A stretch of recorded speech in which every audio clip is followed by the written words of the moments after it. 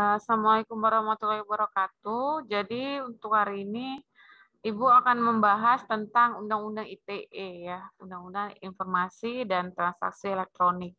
Jadi dia ada di Undang-Undang Nomor 11 Tahun 2008 dan dilakukan perubahan ya, perombakan di dalam Undang-Undang Nomor 19 Tahun 2016 ya. Jadi kita akan bahas beberapa pasalnya mungkin ya. Beberapa pasal dalam Undang-Undang ITE, yaitu pasal 27.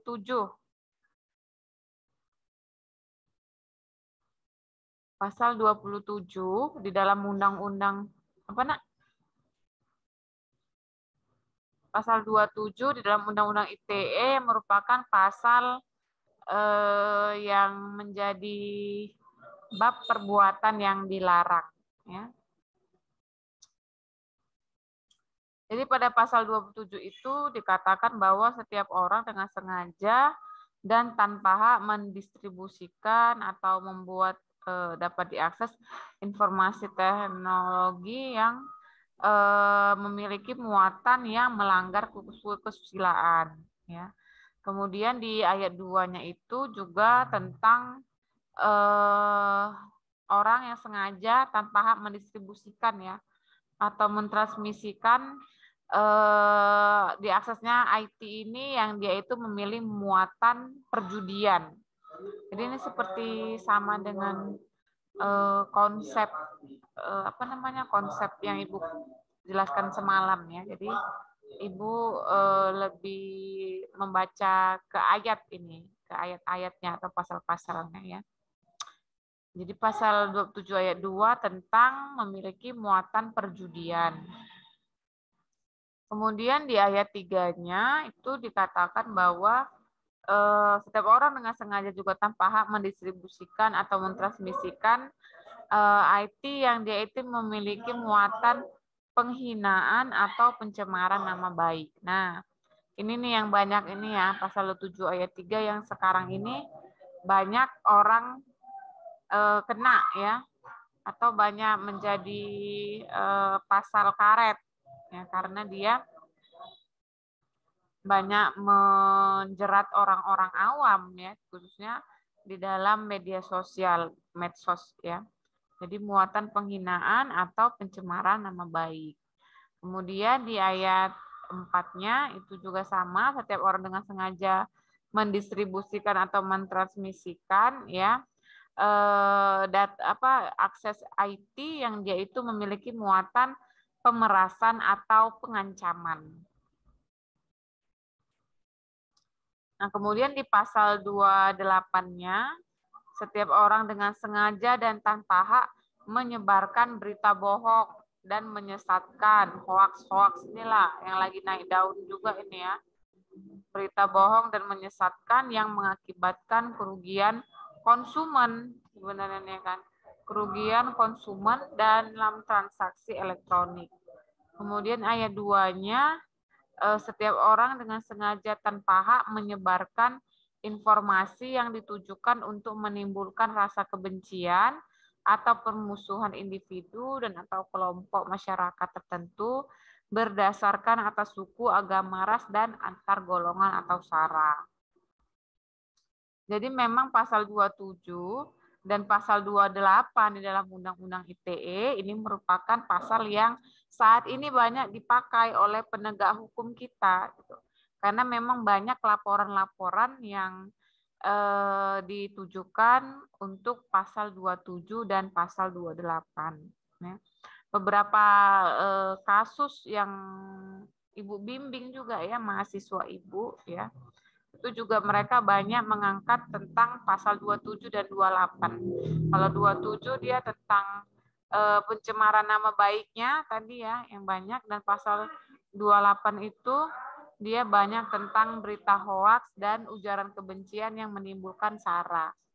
Jadi memang kajian-kajian untuk ITE ini banyak menjurus di pasal 27 dan pasal 28. Jadi kalau kalian juga mau angkat skripsi atau mau angkat judul yang memang temanya itu adalah IT, ya maka memang pasal ini yang lagi kontroversi ya dan lagi banyak diperbincangkan di dalam ranah hukum.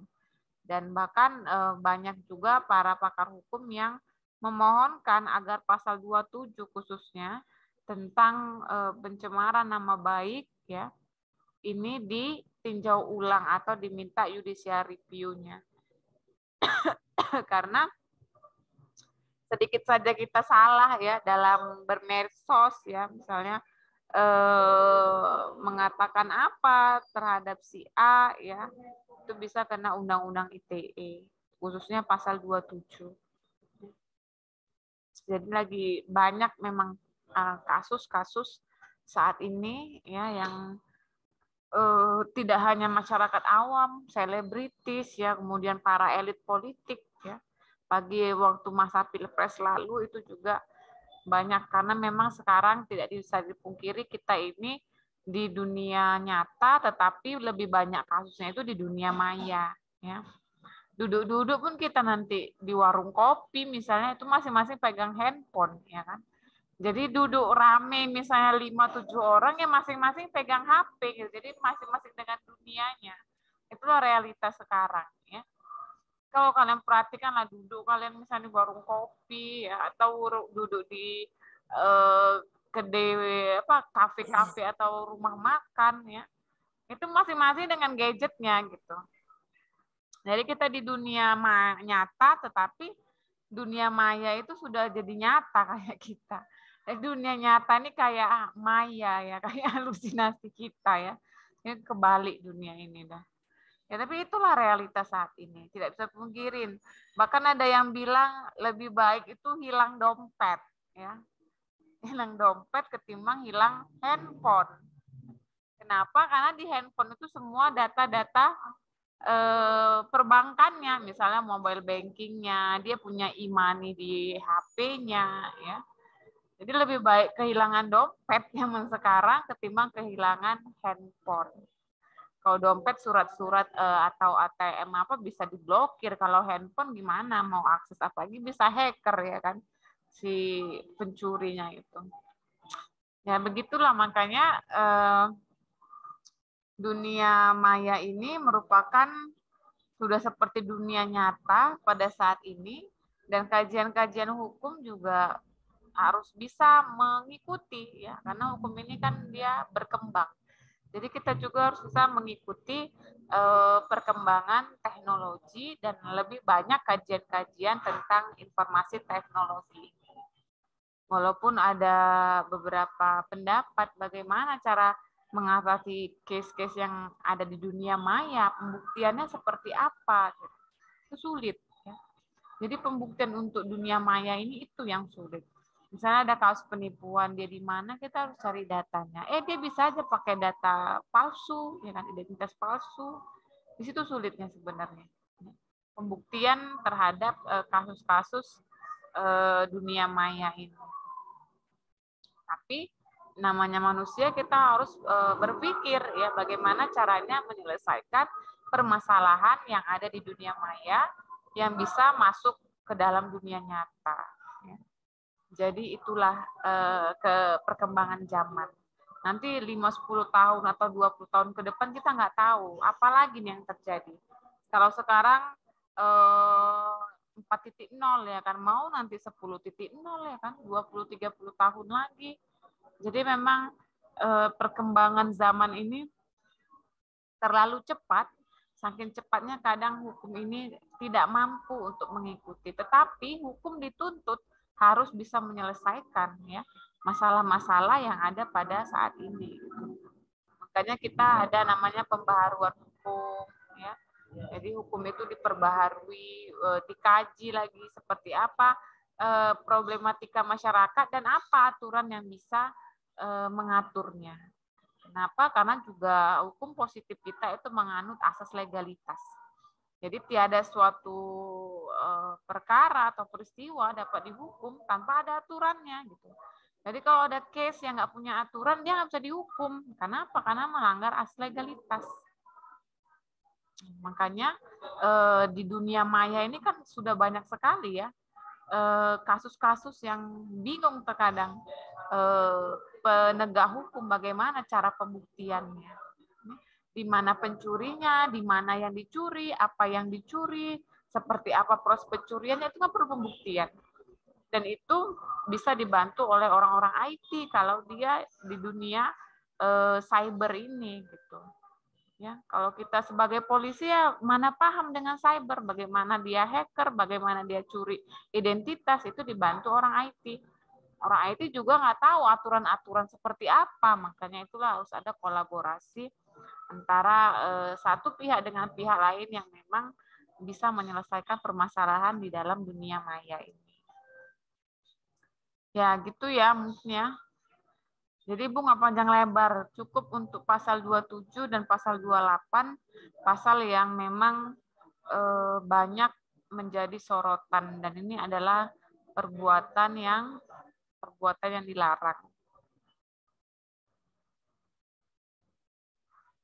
Kalau dia prosesnya, ya proses hukumnya ini, dia tetap memakai KUHP, ya Kitab Undang-Undang Hukum Acara Pidana.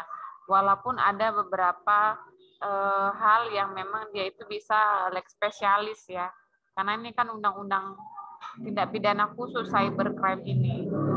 Jadi memang ada aturan yang bisa pakai KUHP, ada juga yang tidak. Misalnya dalam proses penyadapan ya atau proses penyidikan itu dibantu oleh orang-orang IT ya. Jadi bisa kalian baca itu ada di bab bagian proses penyelesaian ya. Baca Undang-Undang ITE-nya itu. Undang-Undang 11 tahun 2008 dan Undang-Undang 19 tahun 2016 ya. Oke, sampai di sini mungkin ada yang mau ditanyakan? Karena kita sekali Zoom lagi. Sekali Zoom ini Ibu kasih UTS ya setelah ini ya. Jadi kita hari ini ujian tengah semester, udah 7 kali pertemuan. Nah, Zoom yang kedua ini menjadi 8 kali pertemuan. Ibu cek tadi di portal, udah Ibu absen. Jadi kita Sabtu mungkin nggak usah masuk dulu ya. Hari ini kita UTS-nya. Ya. Jadi kita masuk kembali di minggu depan. Minggu depan nanti buka kabari apakah hari Selasa atau hari Rabu. Karena Sabtu sekarang banyak undangan ya. Ini pun ada acara juga Ibu, Sabtu banyak kali undangan. Setelah bulan Syawal ini ya banyak yang nikah. Jadi mungkin nanti buka kabari apakah Selasa atau Rabu. Karena Sabtu banyak sudah undangan yang masuk ke rumah Ibu ya. Ya harus kita hadiri ya, kalau diundang orang harus kita hadiri ya. Jadi setelah ini Ibu akan mengadakan ujian tengah semester. Namun sebelumnya silakan jika ada yang ingin ditanyakan tentang pasal 27, pasal 28.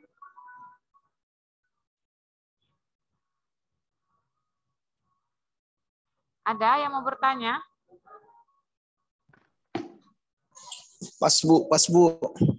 Oke, pas ya, baik. Karena pas kita lanjutkan setelah ini di Zoom kedua dan kita mengadakan UTS ya, ujian tengah semester. Jadi Sabtu ini kita break karena ini pertemuan ke-7, Zoom kedua ini pertemuan ke-8. Jadi kita udah bisa memenuhi jumlah pertemuan untuk melakukan ujian tengah semester. Oke, karena pas Ibu akhiri dan tunggu Zoom kedua dari Ibu ya. Assalamualaikum warahmatullahi wabarakatuh.